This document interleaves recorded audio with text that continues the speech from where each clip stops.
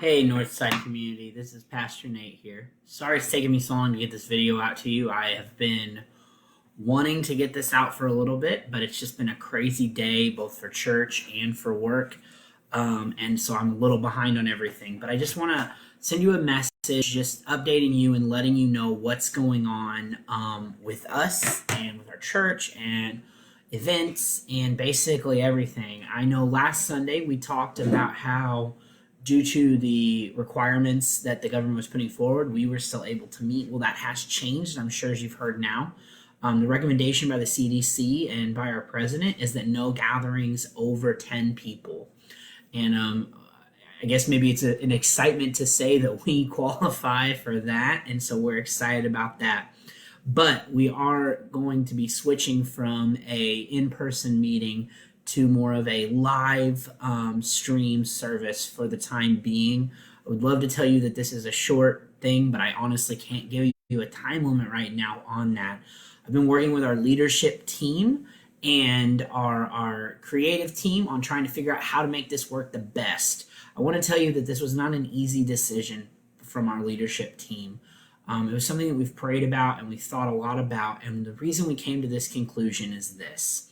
We honestly feel like it's our responsibility to respect the authorities that have been placed before us. Agree or disagree with them, God has called us to respect those that have been put before us. And so in this moment, we feel like it's our responsibility as a church to do what the government and the CDC are recommending and asking of us. And so we're going to do our best to make this work for everybody and make it something that people can enjoy and something that people can still get from.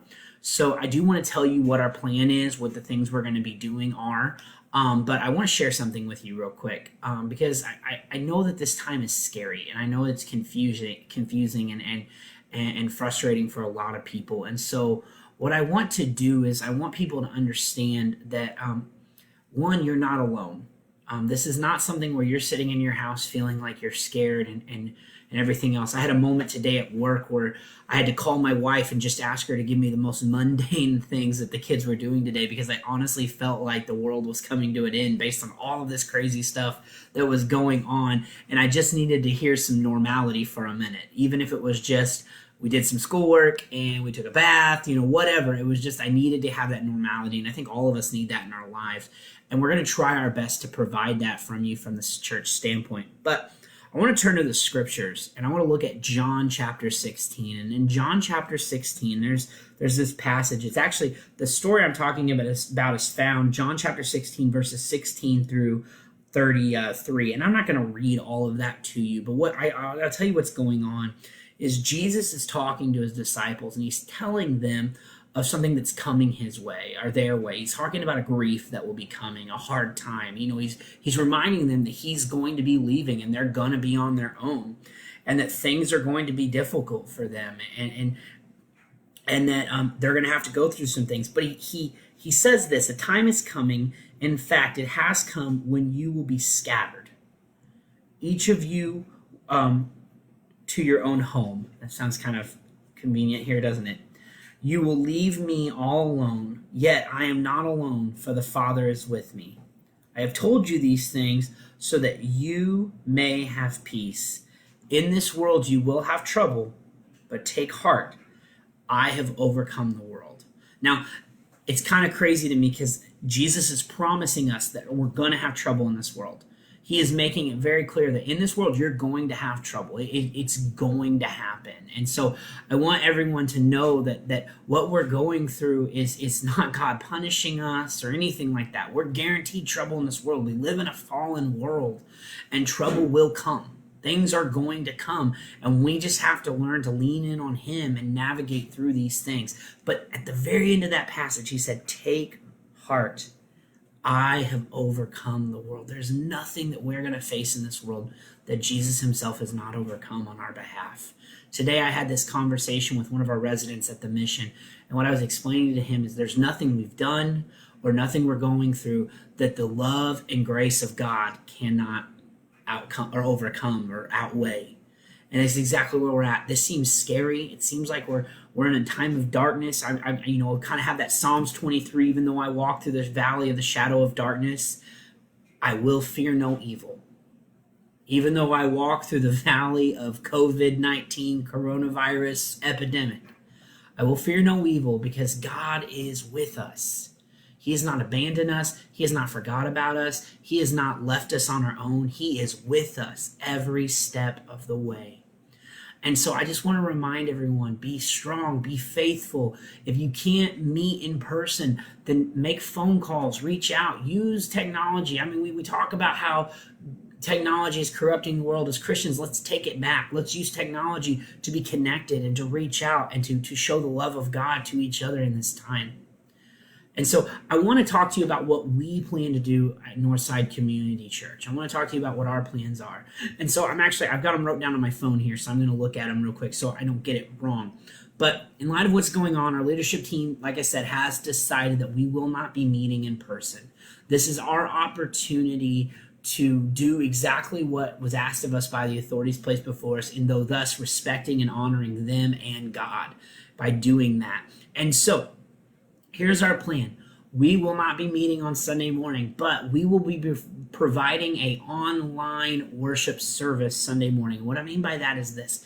Check out Facebook Live, and we are also working on trying to develop a YouTube channel and also figure out a way to link stuff to our website. But what we're doing is we're going to actively be looking for a way to connect as many people as we can with our services.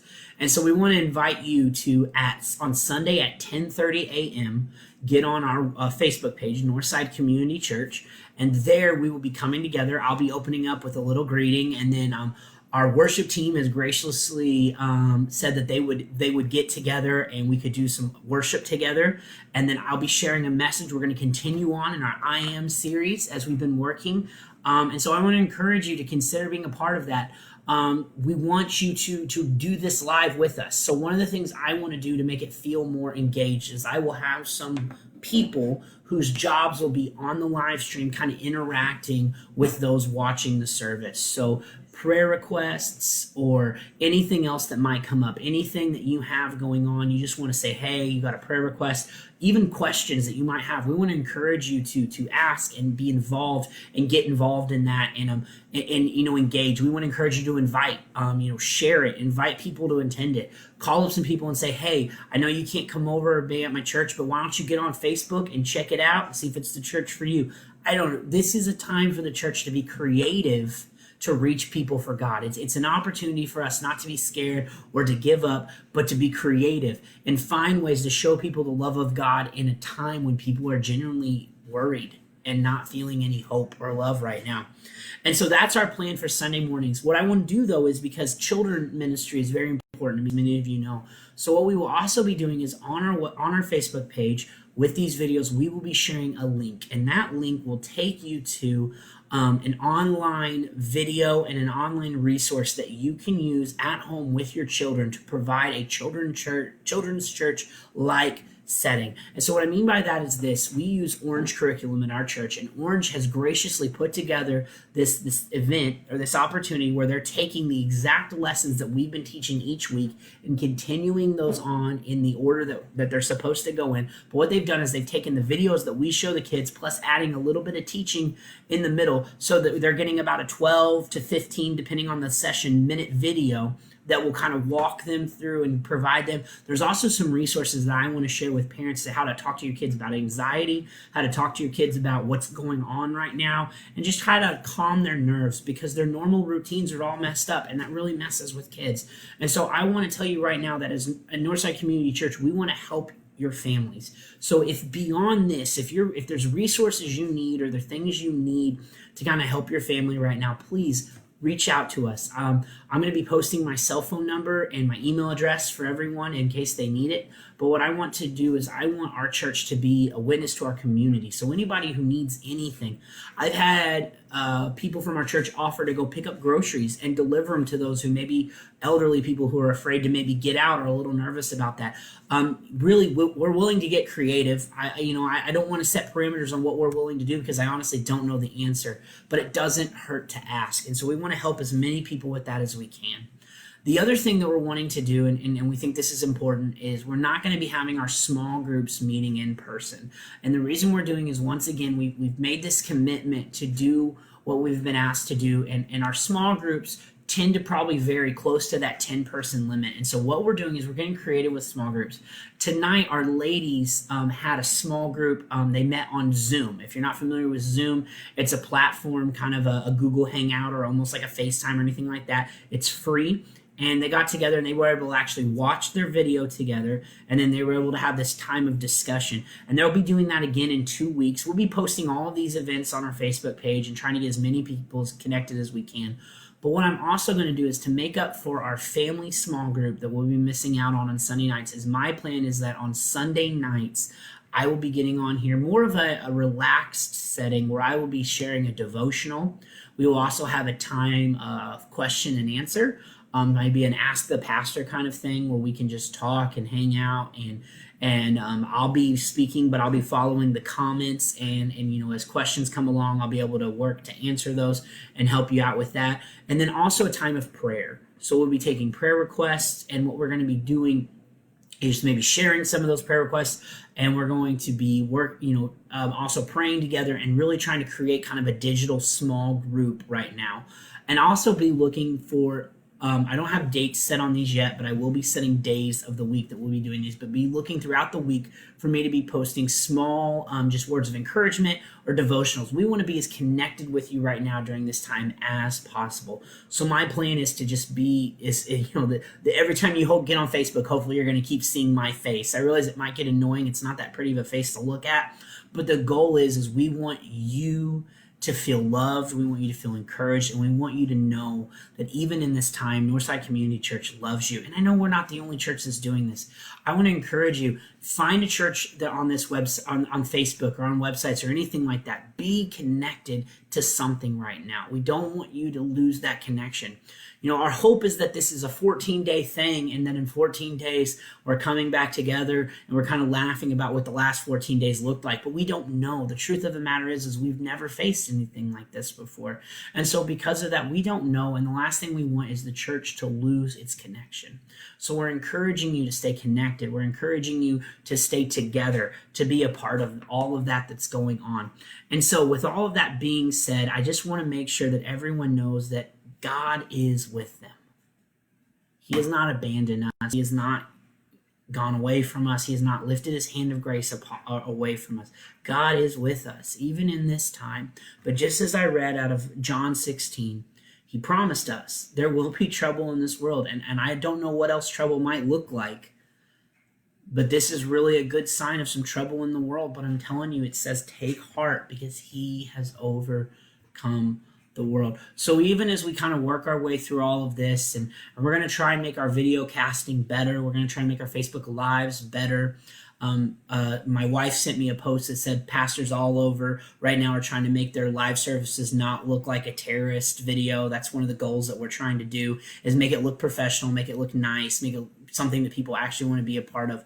But also we want it just to be something that people feel encouraged and they feel the presence of God, because God also makes it clear to us where 2 or 3 may gather, he will be there also. And for many, many years and many, many times, I honestly thought that just meant at the church. 2 or 3 at the church, you're fine. If as long as there's someone else there with you, you're good. But honestly, what I've come to learn is this. It's not just the church. It is the church, but it's not the building. What I've come to is this, where 2 or 3 gather, even maybe not in the direct person, but gather for his sake, he is there doing his work. And so just know that as pastors all over the U.S. and all over the world, and as church leaders and as members and as Christians gather to try and do the work of God in this time, he is here. He is moving, he is active, and he is making things happen. And so we just have to be patient to see him. We have to be still. We have to be willing to see God at work. And so I just want everyone to know that God is here with us. He has not given up on us, and he will not forsake us.